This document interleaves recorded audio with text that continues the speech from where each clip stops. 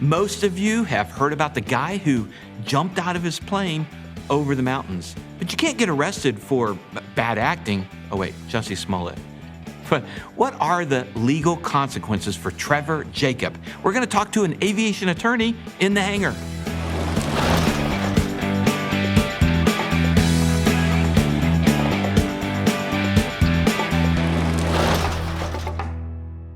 Hello and welcome to this special episode of In the Hangar. I'm Dan Milliken. We are kicking off the new season, and new episodes will be dropping every Friday at 4 p.m. Central, so make sure you come to this channel and check them out. We're also excited because we're giving away this new flight bag from Lightspeed Aviation. This thing is all leather. It is an amazing bag, and if you want to win it, check out the description below, and also I'm going to have more information at the end of this episode.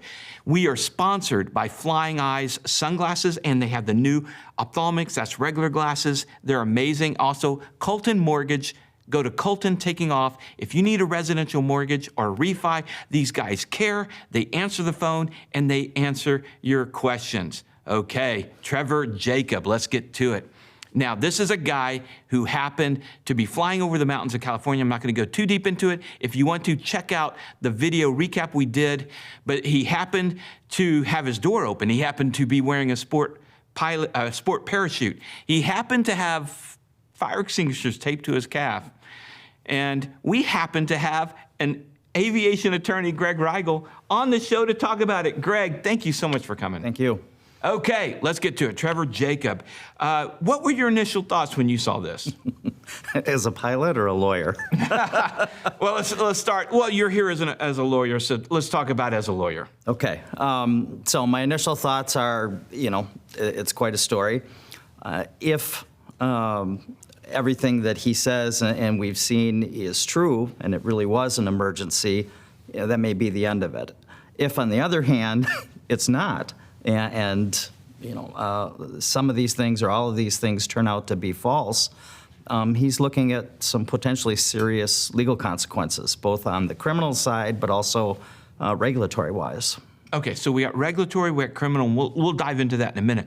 But you mentioned that if it turns out to be true. So how does, and I guess the people investigating this, first and foremost, are the FAA. Right, and NTSB. Right. Well, is NTSB involved in this? I'm not sure if they are. I mean, technically it would qualify as an accident because the aircraft was destroyed. Right. And they are the agency that's solely responsible for investigating aircraft accidents.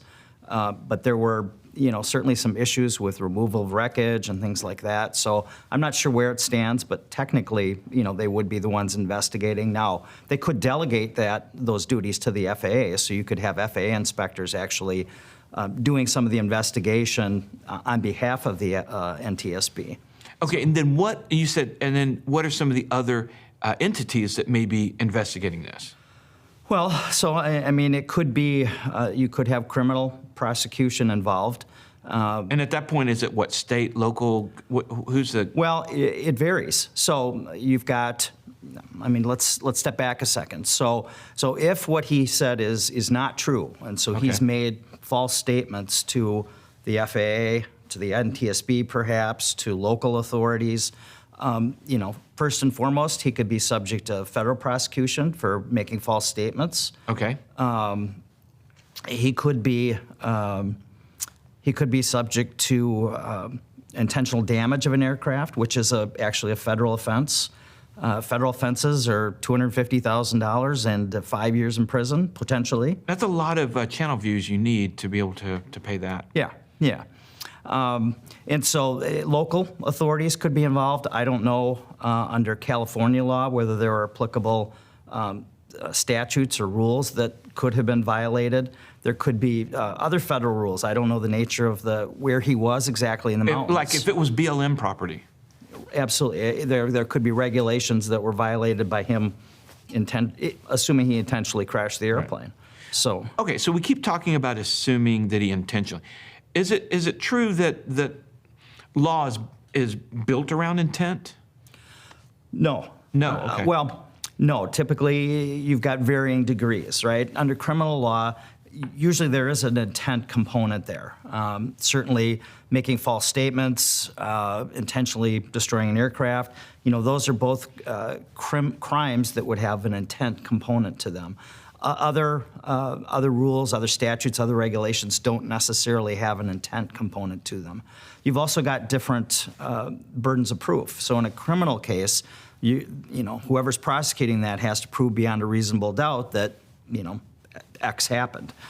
In the civil context, or perhaps in the regulatory context, you don't have that high burden of proof. It's a lower burden of proof. Which is why, like, if we go back in history, you see O.J. Simpson at the criminal level with a higher burden of proof was innocent, but then in the civil court, he was found guilty. Right. Okay.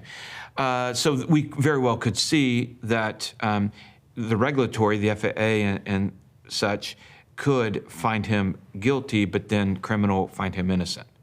Yeah, potentially. Okay. And he could be subject to all of those. They're not exclusive. Okay. How would an investigator go about proving that this was an intentional act? Well, the types of things you talked about go towards intent. The door was open. The extinguishers, the fact that he had the selfie stick, as well as other cameras documenting what was going on. All of those facts would be put together to establish or to convince a jury that, in fact, he had the intent to do what it was that he was doing. That ties into then not only, destroying the airplane, but also, making the false statements. If he knew that any of those things he told the FAA were false, that's part of the burden that the state or the federal government would have to prove in a criminal prosecution. Okay, the act was committed on the anniversary of D.B. Cooper's jump in late November. 1 month later, on the 23rd or 24th of December, he released his video. Now, he had a card on the video, the original video. It's been edited since on YouTube. But he said he contacted NTSB and FAA. I have evidence that he did, in fact, contact them because I was told by my source that the owners were contacted a day after the accident by the FAA that their airplane had been destroyed in a crash because the ownership, Tevor had bought it a month before the accident. So the paperwork had not gone through yet. So the FAA had the previous owners as the owner of record. So he did contact them. But then, and this according to news reports, I haven't verified it, a few days after that, he hired a helicopter and pulled the wreckage from the mountains. Right. Okay. At what point, and actually he's gone silent. We reached out to him to see if he wanted to come on the show, by the way. But he's gone radio silent. Do you think he's gotten an attorney? And what do you think the attorney is telling him to do right now? I hope he has gotten an attorney. His attorney is telling him not to talk to anyone. Right, not to come on a show like this. And at this point, they are probably in damage control mode in terms of controlling what any additional information may be provided to investigators. Removing the wreckage, that's a violation of NTSB regulations. I've heard various stories about whether the airplane was actually airworthy or not. Obviously, that's a regulatory violation. Well, I can tell you this, and talking to, again, my sources, the FAA, to this point, they show the last annual being 2018 by the guy that my source who was an A&P on it. So now, could be that Tevor, has had an IA do an annual on it the day before. Who knows? Because they don't have that. But at this point, it's showing it was out of annual. Okay, so it's out of annual. It's not airworthy. Even if it were an annual, we still don't know, whether he was aware of any issues or airworthiness issues. I had heard reports that he had done some work on the airplane, which may or may not have been authorized. So there are a variety of potential regulatory violations. We do know there was a different engine on it than what was sold. So it was sold with a Continental in there. No, I'm sorry, sold with a Lycoming, and it crashed with a Continental that was painted red like a Lycoming. I don't know. And I don't know if that's a factor at all, just having a different engine. Well, I mean, if it's got a different engine, there's going to have to be a logbook entry. right? I mean, Right. you're going to have some evidence that that new engine was installed as required and that the airplane was returned to service as airworthy. Okay, assuming that this was a stunt, okay, and we don't know, it's still all could have, it's all circumstantial to some degree, right? Assuming it was a stunt, all these regulations, just being out of annual and all these little kind of FAR violations, what's the consequence? Well, they're actually not little FAR violations Okay, all right. from the FAA's perspective. Okay, so right? being out of annual is not a little. No, I mean, flying an airplane where you know it's not airworthy, not little. So, the worst case scenario, Okay. right, would be revocation of his pilot certificate, his airman certificate, and then they still could pursue civil penalties against him in addition to that. Okay, they can. Yeah. But they can't put, the FAA cannot put him in jail. No, they Okay, cannot. right. So, Okay, so what would, in worst case scenarios, what would the penalties look like? well, I mean, the civil penalties could vary. I mean, typically they're assessed on a per violation basis, but the FAA is allowed to factor in aggravating circumstances. And, so it could be, not, I mean, thousands of dollars. Not, right now, if I remember right, it's, the high for an individual is $1,700 per violation. But you start stacking these up, you add in what the FAA may believe to be aggravating circumstances, and you could be looking at a pretty significant civil penalty. So he's got some issues if they're thinking that this was an intentional act, at least on the FAA side. Engaging the temperature of the FAA, do you think that they'll look at this and just kind of, well, it's just one guy, one plane, it's not, nobody got hurt, blah, blah, blah, or will they go after him? They'll go after him. Why? In my opinion. Because it's a public case, Yeah. because it's gotten so much publicity and notoriety. Right now the FAA is being more aggressive. We've seen, ebbs and flows, right? And so back in 2015, when the FAA came out with its new compliance philosophy, we saw enforcement cases go way down. Now we're starting to see them trend back up. This is something that I don't think that they would just let go. Now they'd still have, and now they still have to convince an administrative law judge, right? So if they're going after his pilot certificate, they're going to be in front of an administrative law judge with the NTSB. Oh, okay. If they're assessing a civil penalty, they're going to be in front of an administrative law judge with the Department of Transportation. Okay, which, like I brought up the Martha Lunkin case when I was first talking about this, and, Martha had a complete revocation for just flying under a bridge. Mm-hmm. Is that kind of what you're talking? And I guess they had to go before a judge. Many in the aviation community feel that was really harsh, that she should have been punished or censured in some way, but that was really harsh. Yeah. And again, it had some publicity, it had some notoriety, but it also has that intentional, disregarding the regulations. So intent does weigh heavily. It does. So the FAA looks at enforcement on a spectrum, right? On the one end of the spectrum is the clueless, right? Somebody just didn't know what they were doing. The other end of the spectrum is the intentional or the criminal.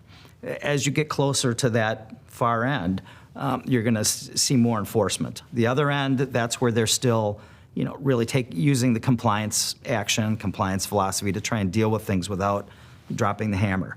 But again, when you get to where it looks like it's intentional, it looks like it's disregarding the regulations, that's when they're going to take a much more serious approach. I'm going to go through his stunt and look at it piece by piece for a minute.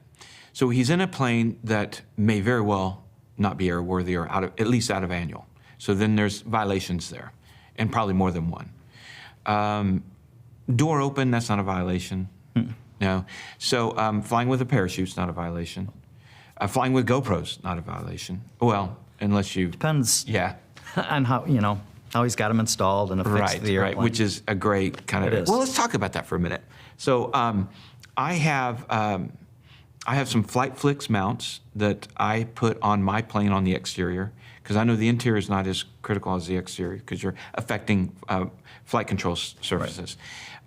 What are the rules as far as mounting a GoPro on the outside of your plane? Yeah, and I know that issue has come up. I'm not completely familiar with it, but it really gets to, how is it affixed to the airplane? And is it, is it a temporary, is Right. it, or is it something that's more permanent where it's really, and also whether it's going to affect the airworthiness or the aerodynamics of the airplane.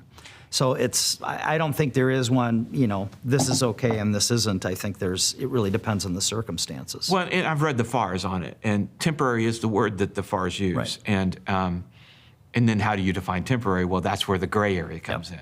So, okay, so, and they could just decide this wasn't temporary. If he screwed something in, they could, go after that, I guess. Okay, Sure. So there we have that. All right. We were able to see on the plane, there is a fuel indication bobber, like on the Cubs, on the front, in front of the pilot on the outside cowl. You can see the stick. Right. That stick shows that he was fairly full on that tank. Okay, and I think there was also wing tanks. If he had crashed that with that being full of fuel, you're not going to put it out with a fire extinguisher taped to your calf. No. Is there any violation, both either regulatory or civil, in potentially causing a forest fire? Probably not potentially. I mean, and there wouldn't be a civil claim in that case. I mean, I think you've got regulatory. I mean, there'd be civil if there was, real damage to the property. Okay. And in that context, you might have a civil case, but no, an almost fire. Right. No, So the fact that it did not break into fire was significant. There's been new theories that the reason why that's full is because that particular tank was full of water, so that when it crashed, so we don't know. That is highly speculative. Yeah. I am surprised it did not cause a fire. Of course, the engine was probably off. He probably turned the mag off and everything. Yeah, I mean, it's hard to say. I mean, it is a little surprising. I mean, that, when you watch it coming down, I mean, that's a really forceful impact that typically results in And a fire. some sort of fire. Yeah, you've got fuel and everything else. Yeah, you got plenty of dry wood there, and fuel. Well, it's not like they've had any fires in Southern California Yeah. lately. No. Okay, so potentially causing a fire, there's no violation there. Okay. He parachutes down, no violation there. He hikes back to the wreckage, pulls the cameras off. Is that a violation? Yeah, probably, because he's at that point. There's been an accident as defined under NTSB regulations, and he is, by taking the cameras off, he is tampering with the scene. Even though I don't think there was a safety issue there or anything. Under the regulations, you can move the wreckage if you need to for safety purposes, et cetera. But pulling the cameras off isn't saving your life. So, I think there's certainly an issue there. Okay. Not only with that, but then, having a helicopter come in and take the wreckage away before NTSB or anybody else had a chance to Yeah, and clearly inspect. that's a violation. Back to the cameras. Will the FAA or the NTSB, will they request that footage? Well, I'm sure. Okay. And frankly, if they're looking at prosecution, that probably has already been obtained. Requested. Yeah. Then my question is this: see, as a video professional, and I have a lot of commercial, corporate, entertainment filming that I do. In our industry, we never delete footage. We just store it because you never know when you need it again. Right. I did talk to somebody who knows Tevor Jacob, and from what I understand, and a lot of non-professional video people, but just YouTubers in general, because it takes up massive storage, once they have their completed program, they delete all the raw footage.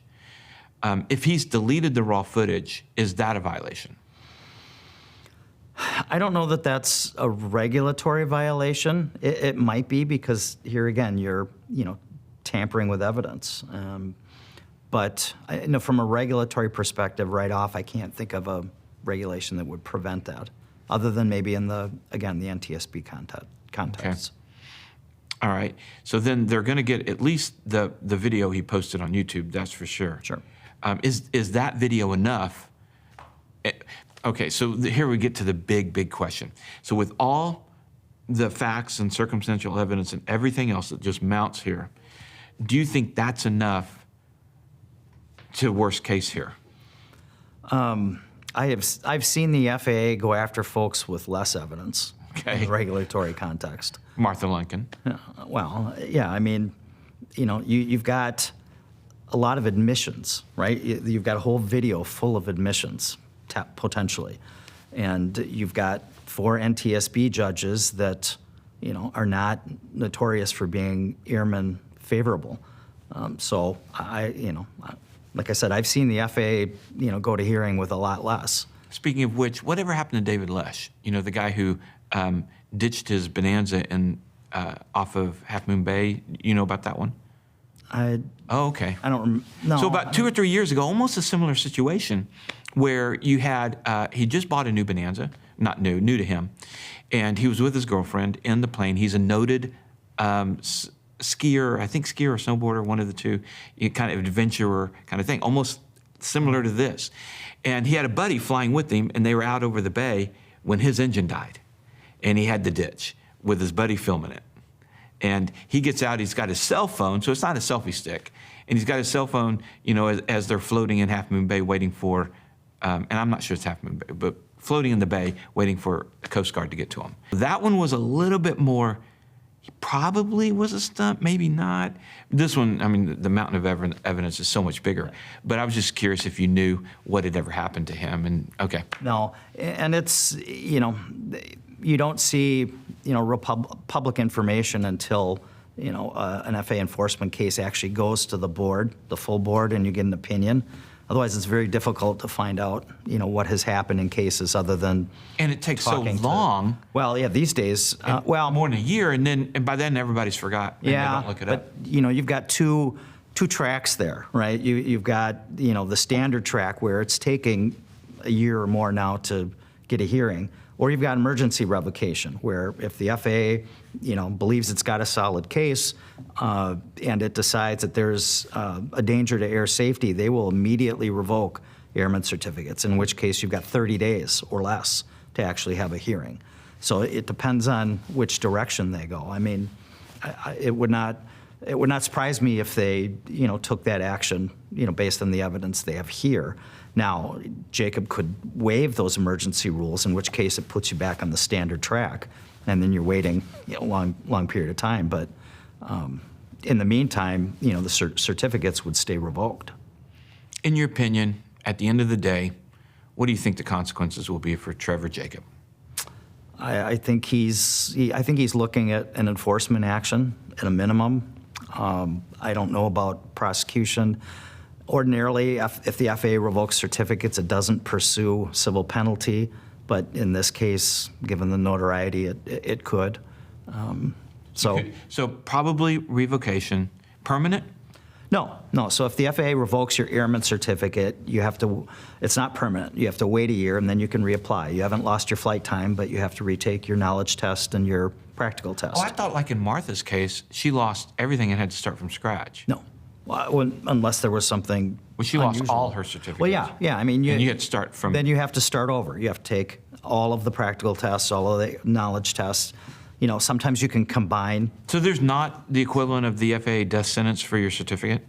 Not in that context, no. Oh, okay. So the guy could be flying again. He could. Okay, wow. All right. If you guys know about the David Lesh thing, I would like to know. So please leave your comment below. Let us know if you've heard what happened in that situation. And for you YouTubers, hey, guys, don't fly dangerously for views. It's not a good choice because remember, superior judgment trumps superior skills, and we got to be safe. We've got to police ourselves. We've got to set the standards for safety. So before you leave, let's find out more about that Lightspeed Aviation flight bag giveaway, 1 week only. Your chance to win this $269 bag. Check this out. Hey everyone, Dan Milliken here with Taking Off. We are going to be giving away an incredible flight bag from Lightspeed Aviation. It's called the Duke. Keep watching. I'll show you how you can win this $269 flight bag. It is a very cool flight bag made out of high quality South American leather that's only gonna look better as it ages. It's got all the really cool pockets. It's got the one with the RFID protection, key holder, all that kind of stuff. Great place for pens, for your screwdriver, for whatever. Then inside as you go in, you've got a place for your headset's got a hook for it. That's amazing. All sorts of pockets. Now you've got the sunglass areas. It's all nice fur, soft fur, to make sure that you don't scratch your flying eye sunglasses. And you've got radio pocket. You've got your Diet Coke can pocket here. And it's got a padded area for the laptop, which we'll get to in a minute. And you know what? Here's another use for it. Okay, so we've talked about the flight bag aspect, but I want to go into more the everyday bag. This has become my everyday bag, and I was looking for one. I've been doing a ton of travel, but the problem is I carry like the biggest MacBook that they make. Well, look, this is the MacBook Pro largest, and it still fits in, and I carry a second screen. All fits in the padded deal. That is amazing, all the cables and everything else. I use the radio holder for a tripod holder. You got the main compartment like we talked about in the flight bag. You've got, everything that you want, M&Ms. Great travel bag. So this has now become my everyday bag. And other cool thing is, man, it's waterproof, especially on the bottom.